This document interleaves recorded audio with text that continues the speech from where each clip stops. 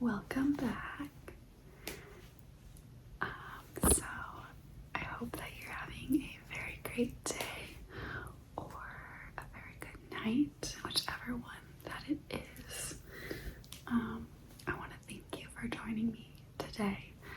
I just wanted to take a little bit of time out of our day and kind of just do a little bit of a reflection and a mental health reset.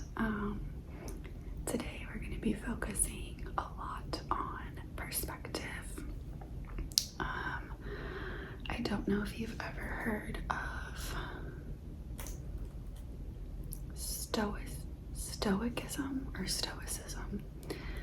I actually don't know which one it is, but I kind of pulled a few very interesting quotes from the Daily Stoic, and I wanted to read them with you guys today because I think that they are extremely helpful, and I know that when somebody reads them, to me it is incredibly relaxing and stimulating and rejuvenating all at the same time somehow.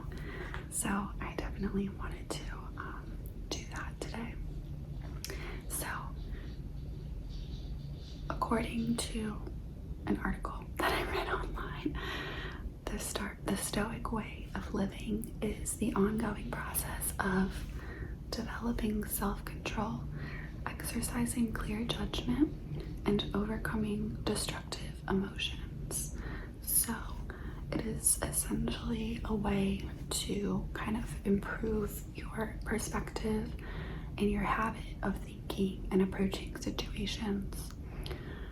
There are 5 principles that provide a roadmap to following the Stoic philosophy. So these 5 principles are as follows. Manage your expectations and judgments. Be realistic about what you have the power to change. I think that that's a big one. Understand the meaning of equanimity and practice it. I have no idea what that is, to be honest. Call out your emotions for exactly what they are. I think that's also pretty important. It's a very good part of your emotional intelligence is being able to understand why you're feeling the way that you are. And you won't be able to control them until you can get that down. And then the 5th one is live in harmony with nature, particularly human nature, which is very interesting to me because I never would have considered human nature to be a part of nature, but it in fact is. So I've already learned something and I have not even started reading these. Okay, so this is actually a really good one, and I've heard this before. It's probably one of the most read quotes of all time. And it's, God, grant me the serenity to accept the things I cannot change, the courage to change the things I can, and the wisdom to know the difference. So I'll read that again. God, grant me the serenity to accept the things I cannot change, the courage to change the things I can, and the wisdom to know the difference. So you want to have the peace to know when there's things happening in your life that you don't have any control over and accept it. You want to have the courage to fix things that you actually do have control over, and wisdom to be able to know those 2 things apart. And that's huge. I think that that is something that is very important for us to try to practice every single day for our own mental well-being. And here's another one. External things are not the problem. It's your assessment of them, which you can erase right now. That one is pretty big. I think that that's a pretty big theme of this whole Stoicism thing, is that it doesn't really matter what's going on outside of you. It matters how you respond to it, and you can't let things bother you or hurt you. I mean, you can, but you have a choice to not let that happen. Okay, so here's another one. Be tolerant with others and strict with yourself. I think that that's generally a good principle, to kind of not expect so much of other people, and maybe hold your higher expectations to yourself, but don't impose them on others. But I would also say that a lot of times you do have to be tolerant with yourself. Okay, so along those same lines as what we went over before. Choose not to be harmed, and you won't feel harmed. Don't feel harmed, and you haven't been. Waste no more time arguing what a good man or woman should be. Be one. It never ceases to amaze me. We all love ourselves more than other people, but care more about other people's opinions than our own, which is crazy to think about. And that's one that I definitely need to think about more. Life is very short and anxious for those who forget the past, neglect the present, and fear the future. Don't seek for everything to happen as you wish it would, but rather wish that everything happens as it actually will. Then your life will flow well. I love that one. I think it's very true. You kind of have to just accept that things are going to happen as they will and as they're supposed to, and you'll be much happier for it. Okay, I think I have some pretty good ones right here.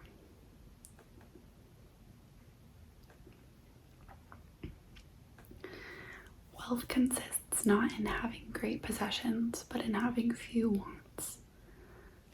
So it's kind of like happiness is wanting what you have rather than what you don't. Everything we hear is an opinion, not a fact. Everything we see is a perspective, not the truth. I think that's very important to remember in today's world, where you kind of see fake news and opinions laced in all kinds of media. Our life is what our thoughts make it. It's definitely true. You have positive thoughts and positive things will come to you, whereas if you kind of are more negative, often you will find that negative things fall upon you. We cannot choose our external circumstances, but we can always choose how we respond to them. Every new beginning comes from some other beginning's end. I think that's in a song, but I think that first somebody famous said it. I don't think it's just a Matchbox 20 quote. To wish to be well is a part of becoming well. I think that that's a really good one, and I think it's also very relevant for the people in our lives that we care about, our loved ones who may be going through something or some sort of depression, and we want to help them, but it can be very hard when they don't want to help themselves. How can you help someone who doesn't want to help themselves? So to wish to be well is a part of becoming well. I think that's true in any case, and I think it's also applicable to people that are going through some kind of grief, because it's obviously very hard, but you have to let things go in order to get better. You have to be willing to do that. While we wait for life, life passes. And that one hits pretty hard too. Just that you do the right thing. The rest doesn't matter. Cold or warm, tired or well rested, despised or honored. Just do the right thing. I think that's so interesting.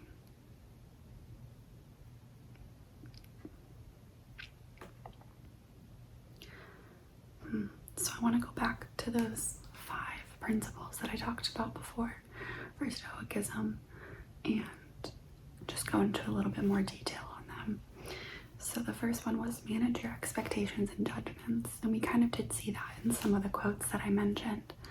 So when there's a big gap between what you want or expect and what actually happens in reality, it can create anxiety or frustration and discord, all negative things. You can have dreams, hopes, and beliefs, but they have to be sensible. Otherwise, you're going to find that you get disappointed. Another way to manage expectations is to occasionally reflect on worst case scenarios using an exercise called negative visualization. When you are in a tricky situation, think about both the best and worst outcomes, and you'll start conditioning yourself to handle the ups and downs in life. And the next principle was be realistic about what you have the power to change. So if you exert a lot of energy trying to change people or circumstances that are out of your control, this is very relevant. There's a lot of things that you do not have an ability to influence, especially when it comes to other people. But there's a lot that you can change about your own habits and reactions and actions and thoughts.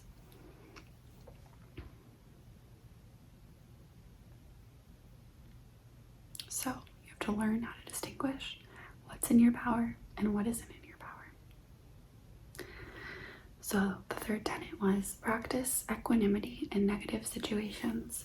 So equanimity means calm and composure, and it speaks to a powerful concept within Stoicism called apatheia, which is central to the philosophy. Humans have a built-in fight or flight mechanism that triggers anytime that there's a perceived threat. So it works by riling up your emotions so that you react instantly and intensely. However, as we've evolved to have more control over our environment and resulting in more safety and security, the mechanism, the fight or flight, has remained in place, causing us to overreact in so many situations that are not life or death. So with practice, you can learn how to master the mechanism instead of allowing it to command you. So it sounds like to me that equanimity is kind of the solution to anxiety. It's just practicing calm and composure in order to fight that fight or flight response. So the next one is call out your emotions for exactly what they are. So in the midst of adverse situations, your thoughts are typically muddled by overpowering emotions. Your emotions can run high when you're in stressful situations. So it's very easy to misinterpret what you're actually feeling because you're so overwhelmed by what is going on and what feels like here, but also is up here. So it's very important to just calm down enough to take control over that and understand what's going on and evaluate why you're feeling the way that you are. And then you'll recognize that there's probably a more productive way to respond. And then the last principle is live in harmony with nature, particularly human nature.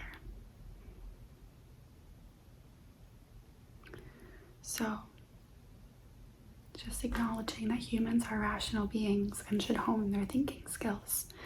In general, if you seek wisdom, you'll develop deeper insights about yourself and the world around you. You'll sharpen your intuition and replace impulse behavior with purpose, intention, and logic. So, I'm just going to close out on that quote that we began with, which is, God grant me the serenity to accept the things I cannot change, the courage to change the things I can, and the wisdom to know the difference. Thank you so much for joining me today. I really hope that you got something out of that. I know that I definitely learned a few things. Let me know if you liked this kind of video. I can definitely do more of these. I know that I really like it when somebody reads things like that to me, especially as I'm trying to fall asleep, because it kind of lets me go out on a really, really good note, and then I think I kind of sleep on those stoicisms. But yeah, thank you for joining me, and I will see you guys